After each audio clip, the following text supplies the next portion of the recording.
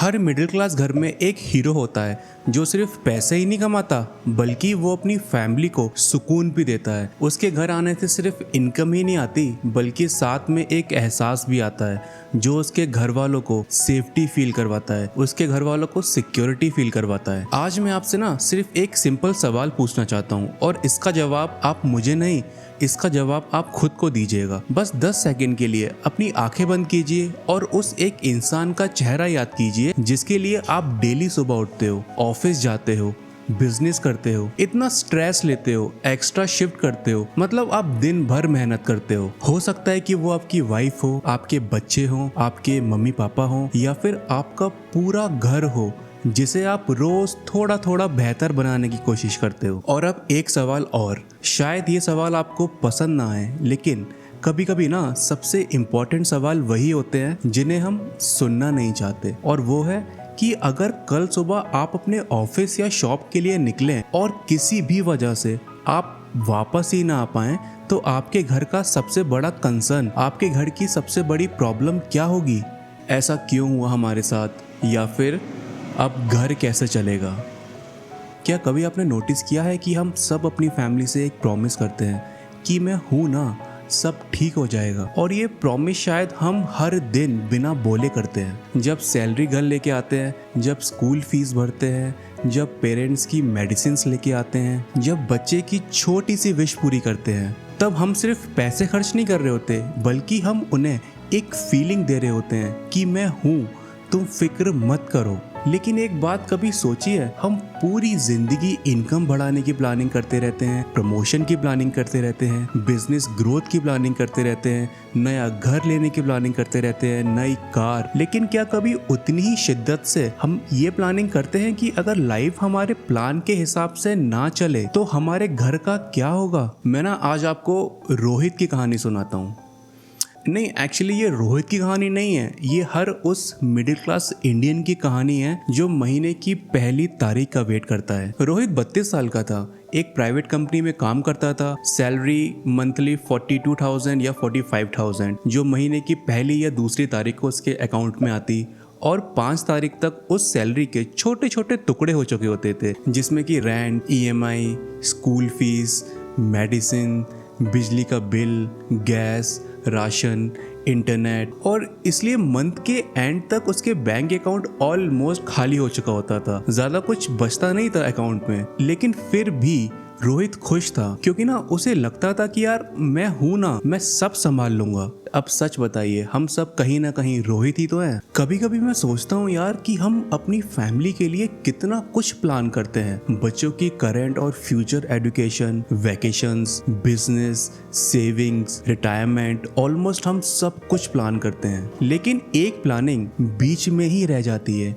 वो प्लानिंग जो सपने पूरे करने के लिए नहीं बल्कि उन सपनों को बचाए रखने के लिए होती है। और यही बात आपको एक छोटी सी चीज दिखाकर बताना चाहता हूँ मैं। जैसे जैसे हम बड़े होते हैं, थोड़े से मैच्योर होते हैं, तब लाइफ ना हमें 2 सूटकेसेस देती है।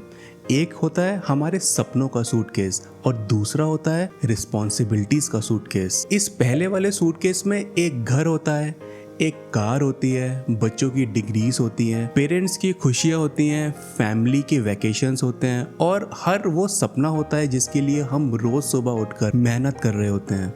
और वहीं पर अब दूसरा सूटकेस देखते हैं, इसमें कोई लग्जरी नहीं होती है, इसमें ना सिर्फ एक फाइल, एक डायरी और कुछ बहुत ज़रूरी जिम्मेदारियां होती हैं जिनके बिना लाइफ नहीं चल सकती, जैसे कि इमरजेंसी, अनएक्सपेक्टेड सिचुएशंस, या फिर इनकम रुक जाना, लोन्स, और आपके बाद फैमिली की फाइनेंशियल सिक्योरिटी की प्लानिंग। अब आप खुद से सिर्फ एक सवाल कीजिए कि पूरी जिंदगी हम किस सूटकेस को भरने में लगे रहते हैं और किस सूटकेस को लगभग हम खाली छोड़ देते हैं। लाइफ की सबसे बड़ी आयरनी पता है क्या है?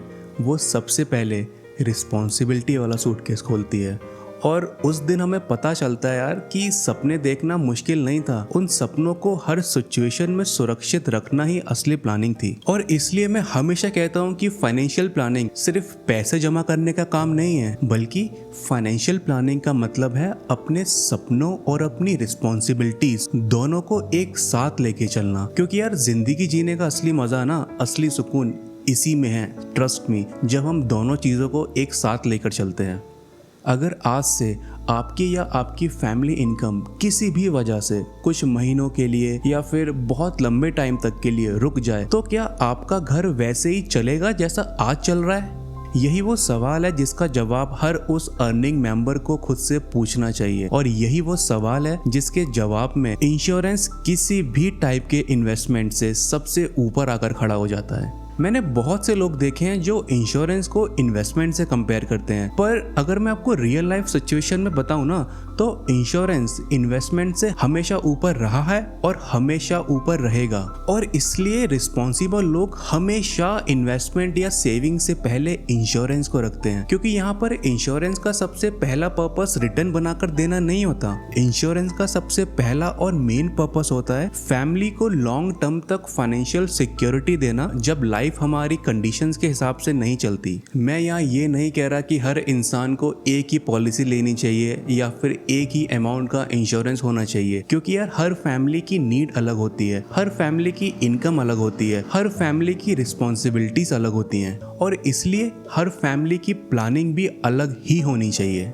तो अब आखिर सवाल ये है कि एक फैमिली को आखिर कितना लाइफ इंश्योरेंस लेना चाहिए? क्या 50 लाख, 1 करोड़, 2 करोड़ या उससे भी ज्यादा? सच बताऊं तो इसका जवाब आपको इंटरनेट पर ना 1000 अलग अलग आंसर्स में मिल जाएगा, लेकिन यहाँ मैं आपको कोई एक फिक्स अमाउंट नहीं बताऊंगा, क्योंकि इंश्योरेंस का अमाउंट ना हमेशा अपने घर की कहानी देखकर डिसाइड किया जाता है। और इसलिए इस अमाउंट को डिसाइड करने के लिए सबसे पहले एक पेन और एक पेपर लीजिए और सिर्फ ये 5 चीजें लिखिए जो मैं अब आपको बताने वाला हूँ। पहला, सब मिलाकर हर महीने का आपके घर का टोटल खर्च कितना है। दूसरा, अगर कोई लोन है तो कितना बाकी है।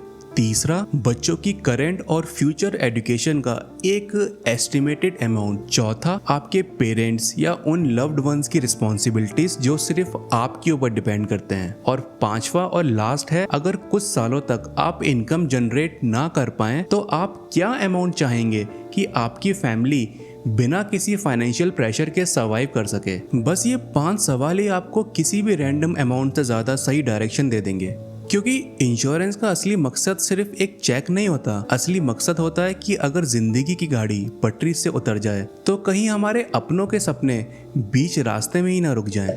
अब इस वीडियो को एंड करने का टाइम आ चुका है, और अगर आपने मेरी बातों से जरा भी रिलेट किया हो तो मैं आपसे आज एक प्रॉमिस लेना चाहता हूँ। और ये प्रॉमिस किसी पॉलिसी का नहीं है, बल्कि ये प्रॉमिस आपका अपनी फैमिली के लिए है।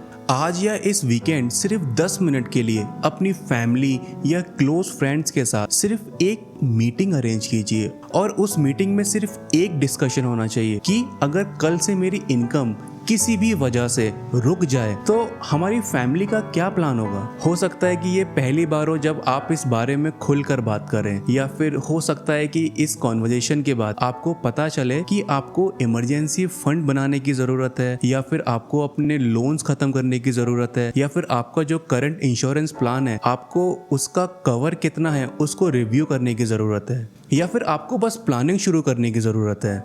हमेशा याद रखना कि एक्चुअल फाइनेंशियल प्लानिंग किसी एक पॉलिसी या फिर एक प्रोडक्ट से शुरू नहीं होती। एक्चुअल फाइनेंशियल प्लानिंग एक ऑनेस्ट कॉन्वर्जेशन से शुरू होती है।